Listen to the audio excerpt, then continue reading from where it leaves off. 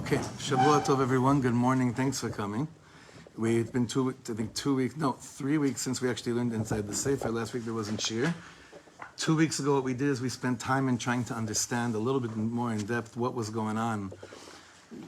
What happened with the Yerida? How was the Yerida? How was the descent possible to take place during Beit Rishon, during the first temple?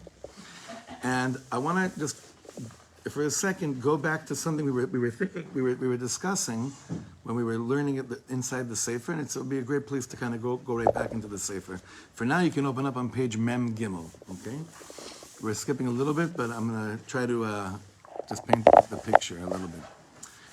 One of the things we spoke about, which was quite startling, obviously, the imagery of that going into Galut is like going into a kever. It's like going into a grave.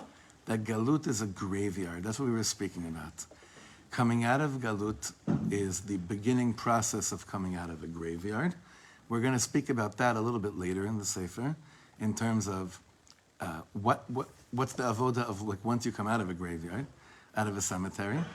What we're going to be seeing today is explaining to us the following inyan. Oh, thank you very much. Thank you.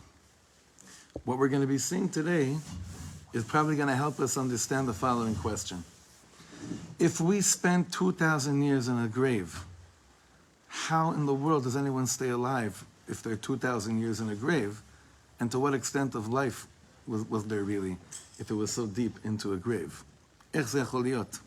How could it be? So, one of the statements that I know, at least for myself, that I really had a hard time with growing up was the following statement, that from the day that Hashem destroyed the Beit HaMikdash, En lo ela daled amot shel halacha bilvad. Have you heard that statement before? You ever heard that statement before? That all really that we have as a remnant of what was, from the time of the destruction of the temple, are the daled amot of halacha. That basically means halacha. It's the only thing we have, in order if you want to hold on to anything truth in the world, is the halacha. Now, for a person that sees the world a little bit, and sees a lot of beauty in the world, and tastes a lot of different, beautiful things about the world, just the beauty of the world, that statement sometimes seems a little bit choking, and I want to explain a little bit. When, at least personally for me, there are many people that I saw growing up. Once I was sensing that there's got to be more to whatever it is I saw in front of my eyes, I would come across a bunch of different beautiful, wonderful people that really had a sparkle in their eye and love in their heart, and a sincere. Is this for today? It's perfect. I'll do it in a second. Thank you. And a sincere desire to make the world more beautiful. And it seems that I can't really say these people are the example of those that are walking around carrying the torch of Daled Amot Shel Halacha. You following me yet? I'm trying not to get too... You get me? And then there are those that definitely were holding up the flag of the Daled Amot Shel Halacha, and my mind and heart is saying, if this is the remnant of the Beis HaMikdash, I don't know why I'm davening for this 3 times a day. You're still here. You're still sitting here. Yeah. So what bothered me was the word Daled Amot, because that's Tochem. You're going to have to translate that for me. Figure of speech. Don't get too involved in it. It just means halacha. That was the problem with me. Right. It just halacha. You take it whatever you want to. Right. Take it to wherever you want to mean it. But so again, there is this phrase we have in the Gemara. It's all over the place. That from the day that the Beis HaMikdash was destroyed, all we really have to hold on to is the Daled Amot Shel Halacha. Now you're going to think that basically this is all a prep to tell you how that's not true. It's the Ech Ba'abu Abu true. It's the most true in the world, but we have to understand what that statement means. Because again, I was thinking about this last night. Someone sent me footage from an area I used to hang out with in Los Angeles in the late 90s. And I met all these interesting people out there, mamash, and such beautiful people. And again, those are the people that actually really opened my heart in a very profound way to love, to grow, to actually push me to get deeper into Yiddishkeit, not consciously. And it wasn't that wasn't the chevra that was like that were raising the flag of halacha in the world. Now, what we're going to try to understand today is how did we stay alive all those thousands of years, and how are we still receiving life today, where it seems like without a Beit HaMikdash, what is keeping us alive? What has kept us alive, and what is keeping us alive? I'm sorry, I am going to do this now.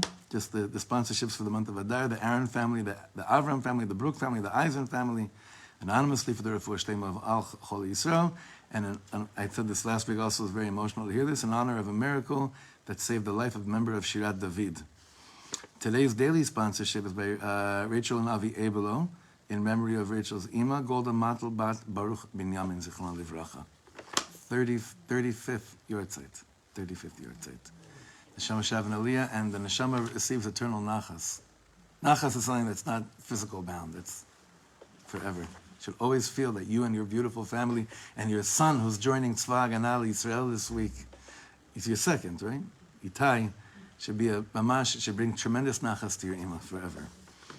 This week, the whole week, the sponsorship is by Shira and Tzvi Edelman in memory of Tzvi's father, Asher ben Esther Pesach, Esther Pesach, and in honor of their son Uriel, who's also getting drafted this week and going into the army. And Helene and David Brenner in memory of David's father, Yitzchak ben Nachman, whose yahrzeit is on the 28th of Adar. Okay. So right now, if everyone could open up to page Mem Gimel. If you have the Sefer Mem Gimel. Are there any extra ones here? They're all taken. We have to order more. We have to buy more Sfara. Okay. All right.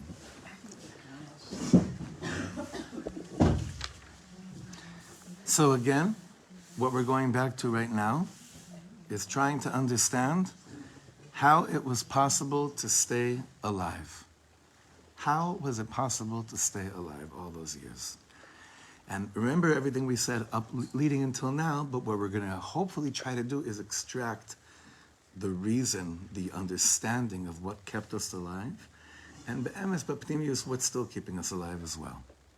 So you see over here, haroshem mikol ha'madregot shenotar b'galut. The imprint from all of our levels that we lost with the Churban HaBayit that remained with us in the Galut. B'chach mevuar b'sfarim ha'kedoshim. So it's brought out in the Holy Sfarim, she'afilu b'kever, even in the grave, nimshechet chiyut al ha'evarim. There is some type of life force, some type of liveliness, which remains on the limbs. That's one of the reasons why, a kever is a place where you go and daven why do we daven by kvarim? Because there's some element of chiyut that corresponds, not to get too involved in this right now, but that corresponds to this level of nefesh in the soul that forever remains hovering over the bones of a person, the body of a person. Just in a nutshell, how many different levels of soul are there? 5, right? Nefesh, ruach, neshama, chaya, yechida. Nefesh, it seems to be, is the lowest level. It's the level that's closest to this world. And nefesh, that energy, that chiyut, is still there on the evarim, on the bones, on the actual body of a person. And the more a person refined themselves while they were here in this world, the stronger the soul energy is on a physical manner on an actual graveyard, in an actual grave. Go to a person that completely sanctified their physical body in this world, and perhaps they were connected to the highest form of soul while they were in this world. So their body, first of all, regarding to be intact and not intact, I'm not going into that, but their body they completely sanctified their body. Their body was completely kadosh. That's why there's a machloket by the poskim whether there's tuma by kivrei tzadikim or not. Because if someone completely refined their body, that means it never, chalila, even spiritually, rots. It's always holy, right? So it's very interesting when you see in this Sfarim whether regarding Kivrei Tzadikim or not, the union of Tumah or not. But for now he says like this, V'chach mevuar b'Sfarim HaKadoshim, she'afilu b'kever, even in the grave. And remember, Am Yisrael was in a grave. 2,000 years of Galut is a grave. שנמשכת חיות על האיברים כדי לחברם אל הנשמה שבמרומים. To connect this body, this physical body, to the soul that's up in the higher worlds. ועל ידי כך יוכלו לקום לתחיית המתים. This little bit of chiyut preserves the body so that when tchiyat hametim will happen, and it's one of the Yud Gimel Ikarim of Emunah, the body will be able to be resurrected. Okay? Soon we're going to talk about the soul of Am Yisrael being resurrected. Don't worry, how is it going to be when a Mashiach comes, will be Tchiyat HaMetim. What about even right now? A Tchiyat HaMetim of Am Yisrael. We're already born into a world that we're already in the Tchiyat HaMetim of Am Yisrael. But 80 years ago, learning these words, it would be like, it's just as impossible for there to be a Tchiyat HaMetim for the Neshama of Am Yisrael, like it would be for a body to just get out of a grave and start standing up. You know, to me, the most mesmerizing years in our current modern history is probably 1946, 1947, 1948. If I had to really think about it, like, איך זה יכול להיות? How on earth could it, how in the world was there a Tchiyat HaMetim? And yes, it was on a smaller level, but how was it possible? How could it have been? This Tchiyat HaMetim that Am Yisrael really began to experience in those years, 1946, 1947, 1948. If you want to talk about a graveyard, if we're talking about graves, being in a grave, Galut HaMoach, Galut HaLev, Galut HaDat, Galut HaGuf, how in the world was there a Tchiyat HaMetim that took place in those years? So we're going to be speaking about these things, and we're going to understand how it's been possible until now, and how it will continue to be possible. Third line, Velo zo bilvad, ela shebeoto kav shel chayut. In the same line of life in the grave, hamechune havlei degarme. Now, havlei degarme, this is a Kabbalistic concept, which means it alludes to this fine line, this tiny ounce of life that's even in a bone, in an etzem.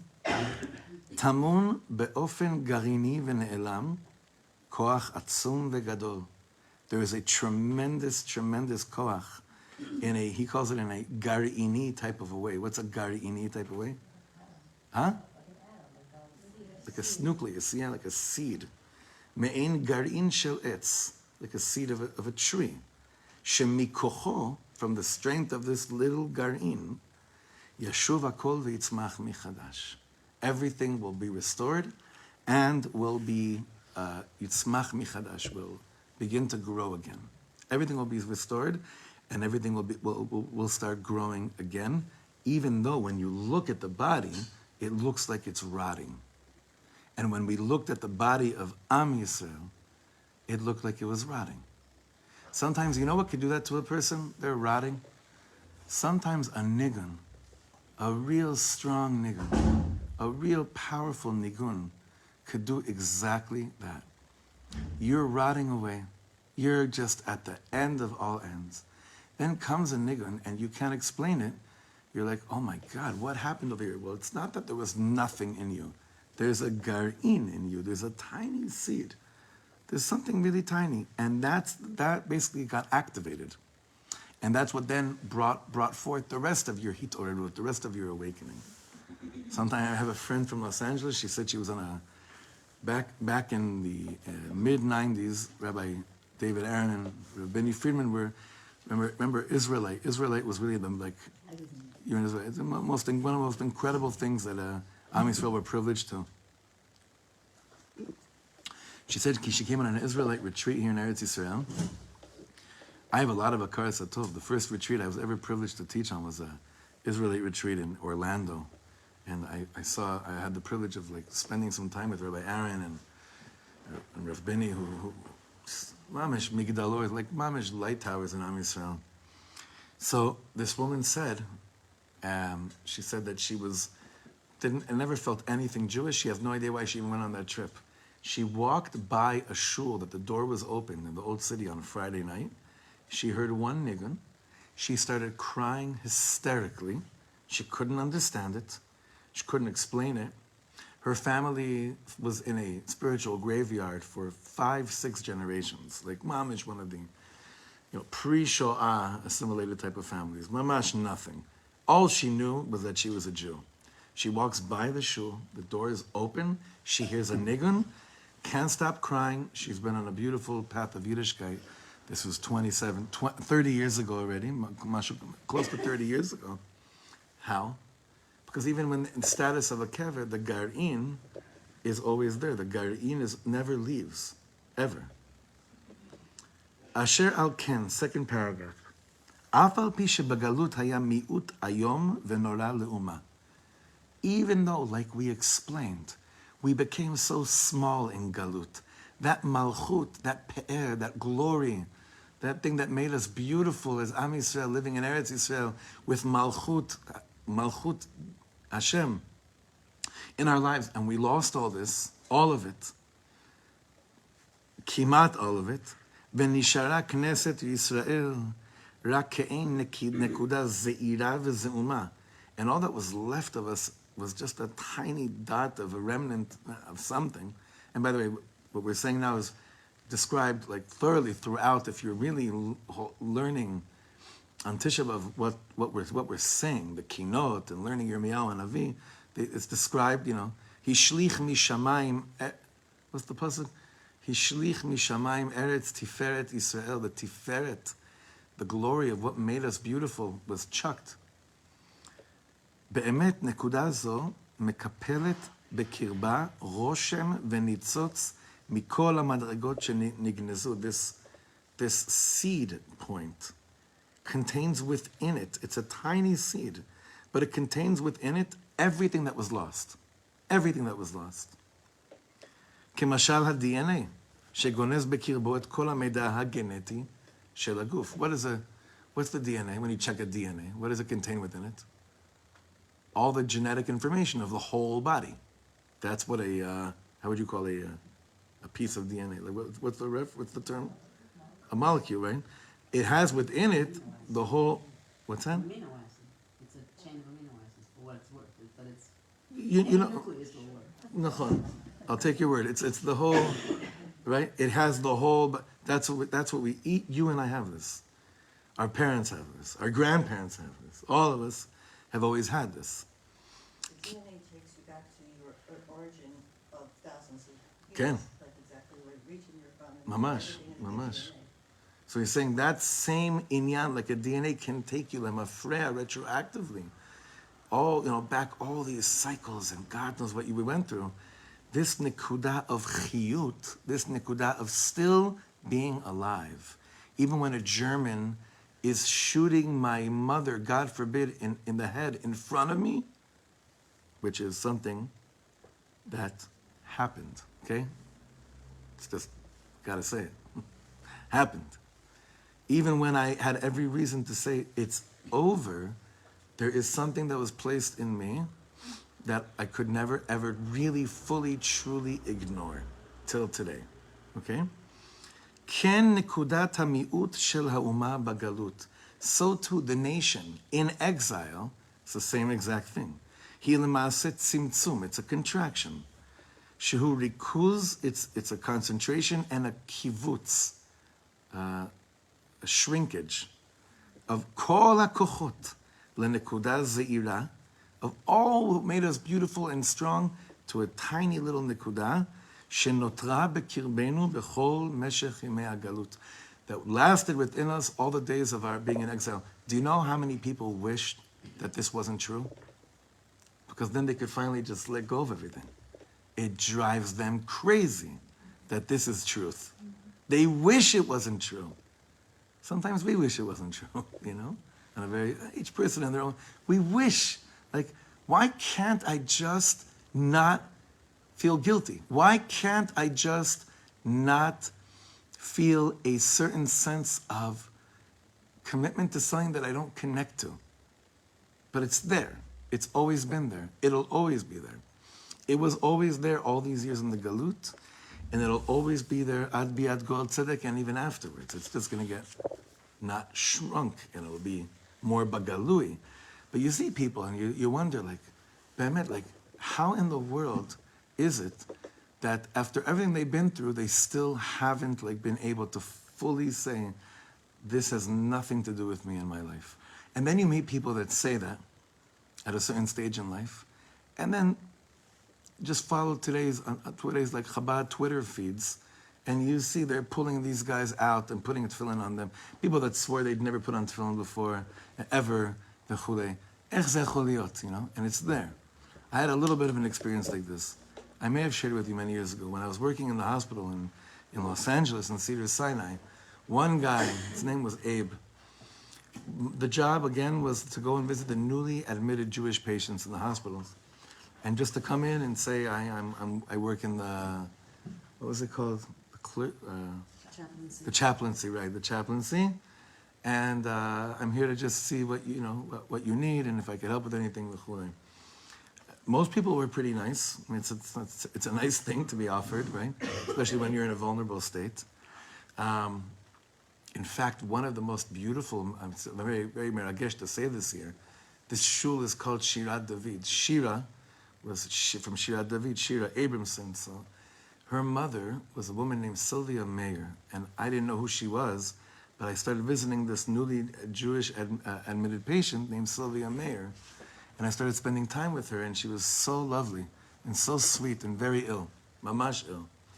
And then one day, she said to me, she kind of whispered, do you by any chance know anyone in Israel? I think that by then they were still living in Gilo. The family was living in Gilo, Harpo and his wife. And she told me it was her son-in-law was Harpo, David, Shira David, and her daughter was Shira. And all these stories would happen all the time, and I benched Lulav and Esra with her I think it was a few days before she died, together with her son that was next to her.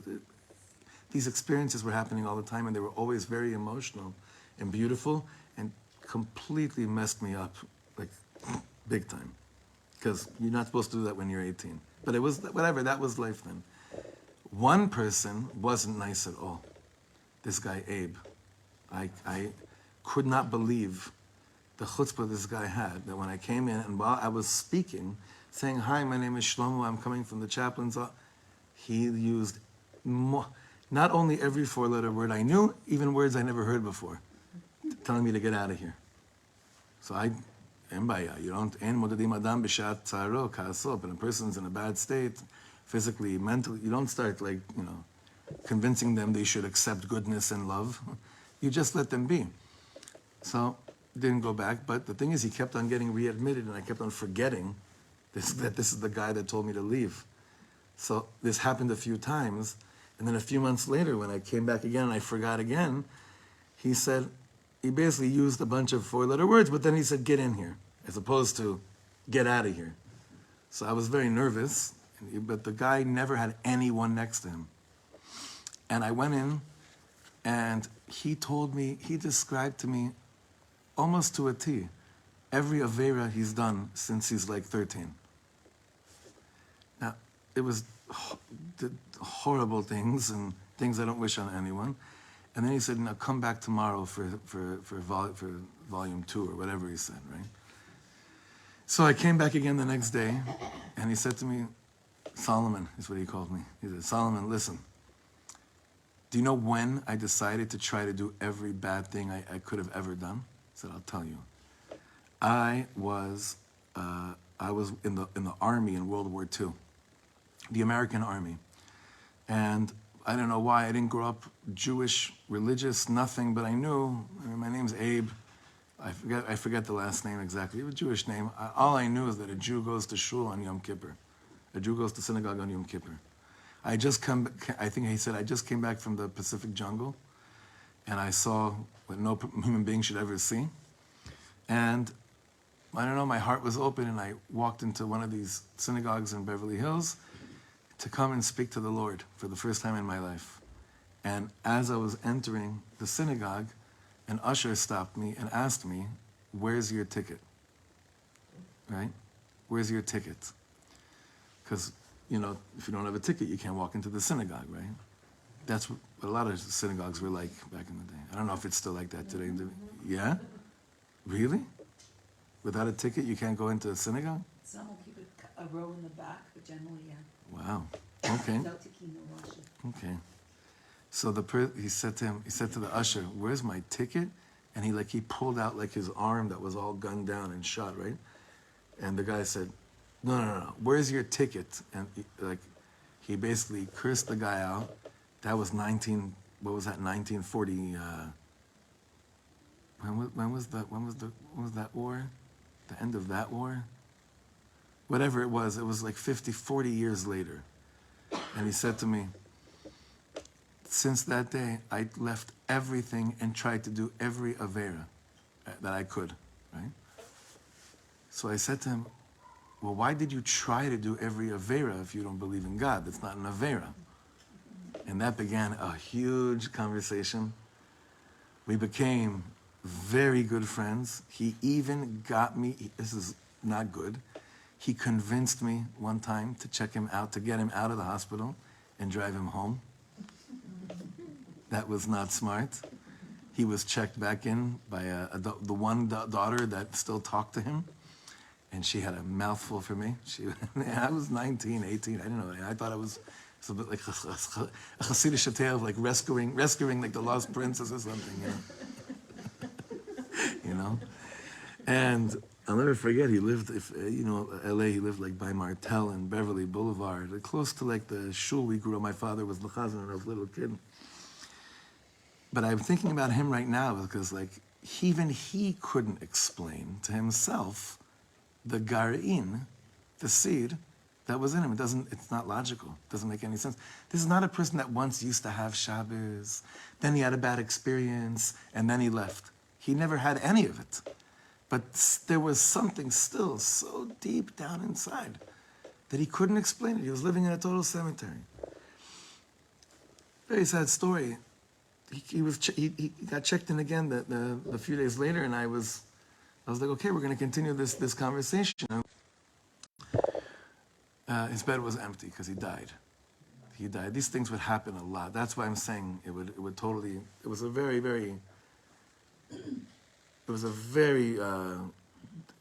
intense time in life. What I would do whenever someone that I went to go visit was not there anymore because they died, I ran down to 4E. 4E is the fourth floor on the East Tower, which is maternity. And I would just walk around babies. I was just okay, that was that. You'd meet a lot of these type of people. You really would. You'd meet a lot of these type of people that it didn't make they couldn't explain it to themselves. And even though we're so accustomed to living in this reality, it doesn't make sense either. This doesn't make sense. The fact that after all these thousands of years, we actually are really back experiencing somewhat of a tchiyat hametim, of a resurrection of the dead, it's because of this gar'in, this seed, that lasts within, actually on a physical body. On an actual physical body, what's called hevle dagarme, like we saw, which will enable the resurrection of the dead, which has already activated the resurrection of the dead. If you look at the words, it says "kus v'kibbutz." So I think of like a concentrate. Yeah. Right. So when you have juice concentrate, it only takes a little water to give you a drop to give you a flavor. So if we all have that concentrate, it just takes that one drop. And it's there. It's still there. It always was, and it always will be. Lachen, bottom paragraph.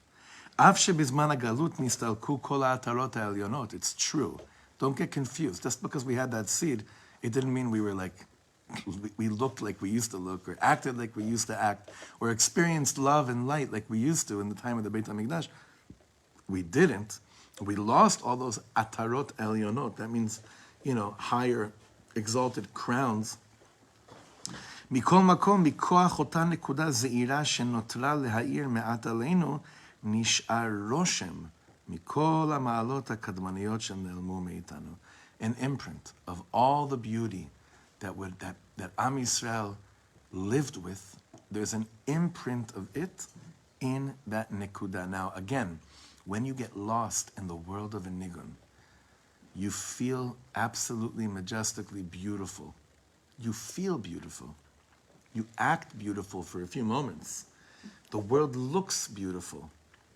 And it's because in Chassidut they explain that a nigun is harping on that exact nekuda, that gar'in. That gar'in, that exact thing, that's exactly what it's touching upon. Activating it and living it. And therefore the ultimate thing is that our life should be a nigun. Ve'yehi kenagana menagen. To live your life as a nigun is basically taking the imprint that was contracted into like this imprint, activating it, and living it. Not only while you're singing at a kumzitz, you understand? It's not just, you don't have to sing all day long. Some people, their life is like a nigun. And it's because this nekuda in them that never vanished because it's impossible is activated. Third line. Ki hakdusha osa roshem she'eno mistalek le'olam. This is an important line. Hakdusha osa roshem. Holiness makes an imprint. Holiness does something. Holiness makes an imprint that never, ever leaves, ever. There are people that have profound impacts on my life that when you look at them today or you look at them before they died, you'd wonder, why in the world did this person have an impact on your life? That's because at a certain point in their life, they were very much plugged in and tuned into Kedusha. That time in their life had a profound impact on me. The fact that they then not became evil criminals, and I'm just saying that this wasn't their way of life necessarily. The Kedusha has an imprint that never goes away. It's always there. I'm sure many of us have people like this in our life. Kedusha makes an impact. It has an imprint that never goes away. Al ken, betoch ota nekuda, in that nekuda, me'ir nitzotz dak, mikol hama'alot ha'atzumot שהיו לישראל בתפארתם, וגם בגלות הן האירו במעין שביל דק וזעום, בקווים דקים, כאין תגים על ראשי האותיות. I'll explain all this in a second. ופעלו להשאיר בישראל את הרושם והשייכות למדרגות העליונות שלהם, כדי שעל ידי כך ישובו אליהם. He's saying, do you know what we're speaking about, this whole shir, we're speaking about what was left. It paved a certain path. Whether we wanted it or not, it paved a certain path for us to always know there's always a path back to whatever it is, whoever we were, so that we could always, whenever a yid says, I want to come back home, spiritually for 2,000 years, because for 2,000 years it wasn't, but spiritually speaking, there was a path. You had to really, really, really block out the whole world in order to do this. You had to ignore everything that was in front of you, because in front of you was either a gunshot or God knows what. In order to feel the imprint again, there was a path that was paved by this light. And now, bichlal, the path is a very, very, very big path that's very much clear to us. She'ilu ne'edru legamre, lo hayu yecholot lashuv ba'atid. If the imprint of Kedusha became invisible, no one could ever come back. No one would ever find their way back. No one would ever believe that God is interested in them ever again. Ever. Now, I know people feel like that sometimes, but it usually doesn't last for too long. You just got to breathe really deeply, and then you can get through it. But in the emet la'amito, even though you and I have had moments where we feel Hashem legamre forgot about us, no matter what way we're looking, what direction we're looking, be'emet la'amito, in the truth of all truths, it's never, ever been fully blocked away, ever. And the revelation of 1948 was just basically a totza'ah of 2,000 years of a garin on a physical level. Again, we still haven't discussed coming back on a spiritual level, but definitely on a physical level. Dafka gnizatan, second to bottom line, דווקא גניזתן בצורה עצומה ונעלמת חקקה את נוכחותן בקרבנו, ורישומן פעל בעומק רוחנו ונשמתנו לדחוק בנו בכל גלגולי הגלות ולהכשיר אותנו לחידושן והופעתן בגאולה השלמה שתבוא באחרית הימים. So Rav Shlomo is saying something really special here. He says, Dafka, the fact that this seed has been concealed in such a profound way. When something is concealed that much, it means it's really deeply engraved inside of you. It's so deeply engraved inside of you that you don't even see it because it's mitachat lifnei hashetach. The fact that it's been so concealed, just meaning, again, what's been concealed? Who we are, what we look like when we're on, how we act, how we love, how we talk about Hashem. That has been so concealed for so many years because it's been, when you really want to hide something well, where do you store it? You store it in a place that no one would ever look for. Nachon? So shmutz.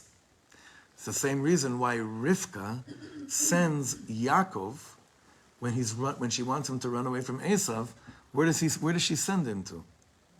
Lavan, the shmutz of all shmutz. Why?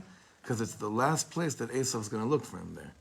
He says, well, I know my brother. He's going to go to shuls. He's not going to go there. I know what goes on over there, right? That's in my DNA too. I know what goes on over there.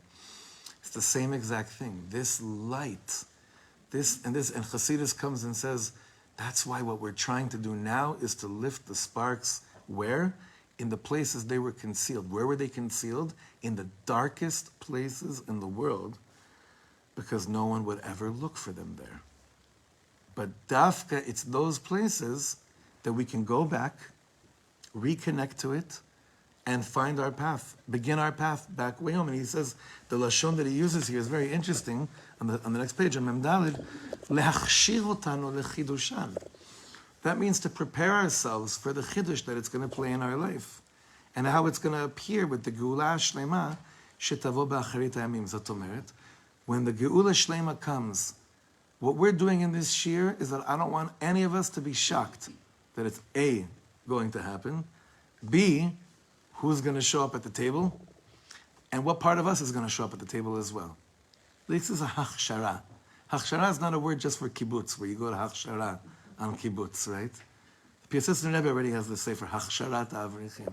What is hachshara? What does it mean? Training program. Training, preparation. This is training us to live with a geula mindset. That's what this is. So up until now in this year, what are we speaking about? We're speaking about the fact, how could it be that we didn't get totally lost? Ech zeh chol liot. How could it be that it didn't get totally lost? When you plant a seed into the ground, and it's about to, begin its process of producing what will then become a massive tree, it is so easy to give up on the thought that there'll ever be a tree coming out of here. Why? Because where do you put it? It's in dirt, and it gets disintegrated into dirt. This seed that we left Yerushalayim with was planted in the dirt of the dirt, of the dirt, of the dirt. A Jew was kind of sensitive to it on a certain level. The non-Jew, all he saw was dirt. All he saw was complete destruction and a churban. So he said, let's just finish it off once and for all. It's already there. It's dead anyway. It's like we're in the kever. Let's just close the coffin, like nail it and put it all the way down inside. A geula mindset is that's not the story at all of Galut. That's not what happened. It's true. It felt like a graveyard. With it, though, we had that garin in our physical bones. No matter what anyone told us, and no matter what the illusion of the world was, making us feel. And at times it was pretty intense, and it still is pretty intense. What time is it? Okay. זה מה שמצינו בזמן הגלות שהיו בישראל צדיקים בעלי רוח הקודש.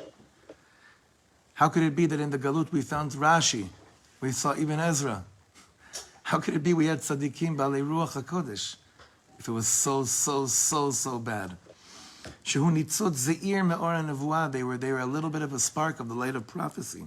She'af shelo hayta nevuah. Okay, there wasn't prophecy. Ve'en chazon nifratz. Hine me'at min ha'me'at. Sarid roshem midavar gadol. A remnant of a big thing. He'ir batzadikim shel b'Yisrael. Was shining into the tzaddikim of Am Yisrael. Ve'natan bahem ruach hakodesh mile'ela. And it provided them from above with Ruach HaKodesh. וכן היו בעם ישראל ניצוצות וגילויי חיים מכל אותן הבחינות שהיו בנו בהיותנו בארצנו ובשלמותנו.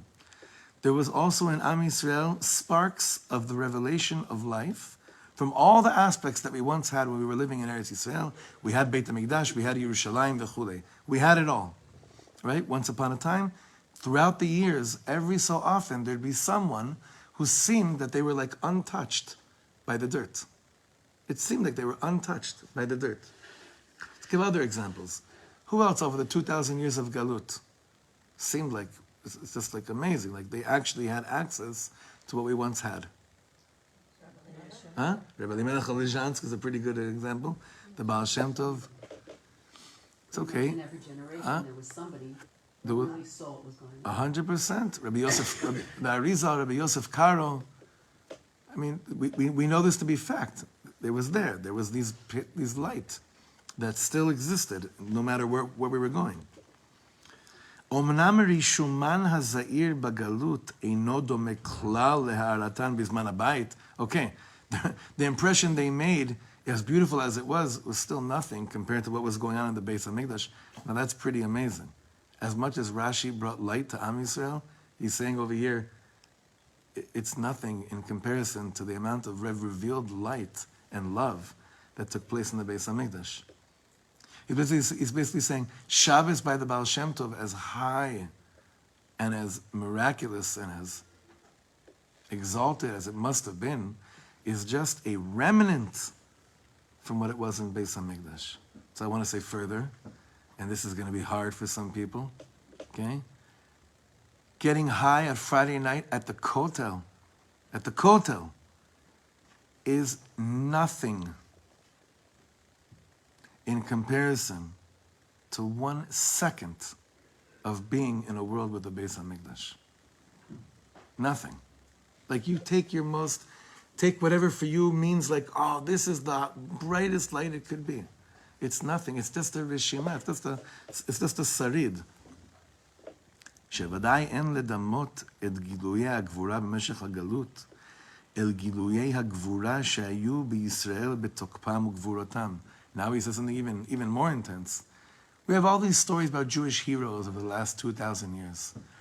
And we talk about their heroism. He says, you know what? Compare the heroism of the last 2,000 years to the gvura of, look at this, כמו גבורת יוסף ויהודה, גבורת דוד המלך ויואב בן צרויה וכדומה. We used to mamish have Jewish heroes. We have, I see it's very hard for me to say these things because the hero that escaped the Warsaw Ghetto is the greatest hero in the world. And yet, though, in comparison to the midah of gvura, of being a gibor, like we were in the time of the Beit HaMikdash, is nothing, but it's still a little bit there. המה הגיבורים אשר מעולם אדירי כוח עליונים ועצומים, ומכל מקום נותר מעט רושם זעיר מדבר זה, כדי שמכוחו יחזור הדבר כולו בשלמותו לישראל.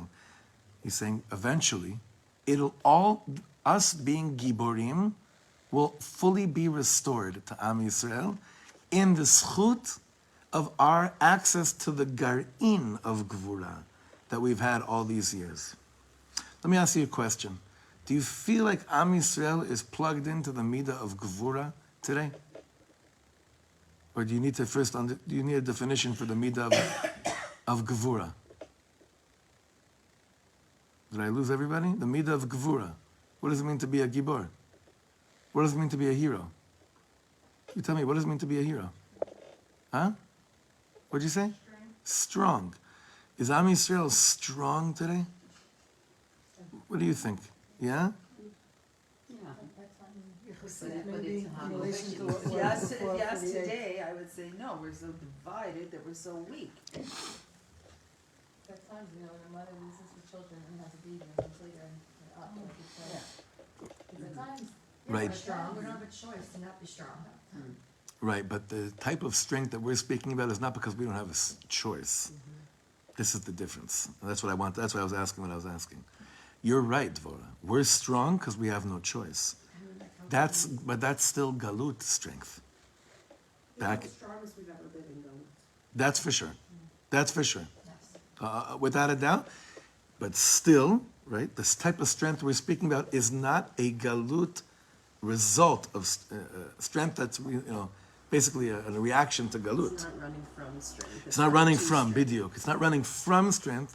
And listen, I mean, this is a cheshbon that many of us ask. Okay, Rebbeinu Shalom, you want us to be strong? What else do you need? What else do you need to show you how strong we are? Look at us. So it's true. There's probably more strength on a galut mentality than there's ever been. What this book here is coming to show us is that was enough to get you out of physical galut. But spiritual galut is a much deeper concept, and it doesn't have to do with running away from anything. It doesn't have to do about being strong in reaction to someone standing over you with a knife, God forbid. It's a different type of thing. It's just basically really being one with what makes you a Jew, the DNA of what makes Am Yisrael, Am Yisrael. And anyone that has a taina from Chutz La'aretz talking about Israel, have we had a second to catch our breath here to just be heroes that are, because everything, heroism that's emanating from a calm society? When have we had a chance? Since we came back here, have we had a chance to actually become heroes the way that he's speaking about it here? Not yet, but the gvura that we're so tapped into, that our chayalim are tapped into, where does it come from? It's this DNA. It's this gar'in that eventually, when we become full, complete heroes, it's in the schut of those that tapped into gvura, even the type of gvura that we're talking about, which is like galut type of gvura. Okay, that's what we're trying to show in this shir. But the shir is a hachshara. It's preparing us that there's going to be something much bigger, much greater, in terms of what it's going to feel like to be a hero. Much, much greater. Most people get really high off coming back from a hafgana. Right? That's not what it's going to be in the future. Like when I go and rally for something I believe in, then I feel I'm plugged into something. I don't.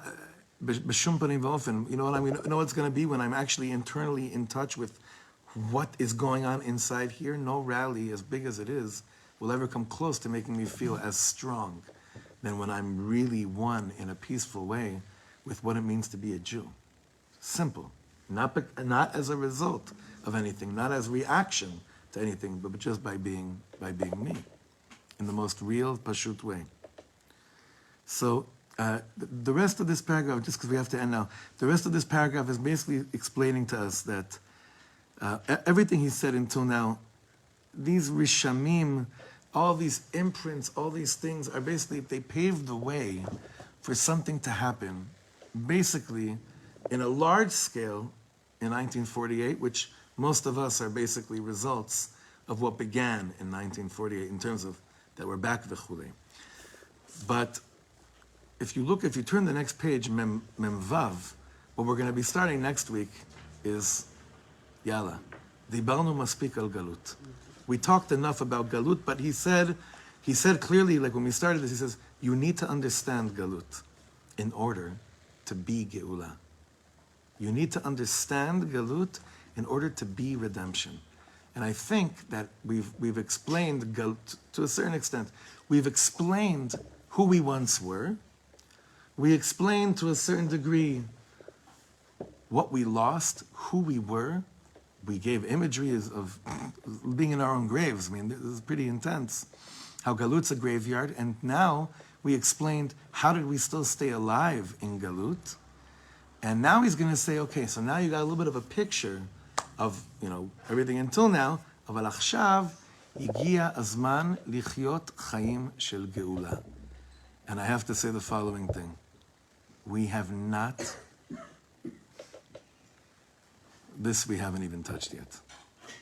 With all the beauty that's going on in Eretz Yisrael, Geula consciousness, mamash Geula consciousness.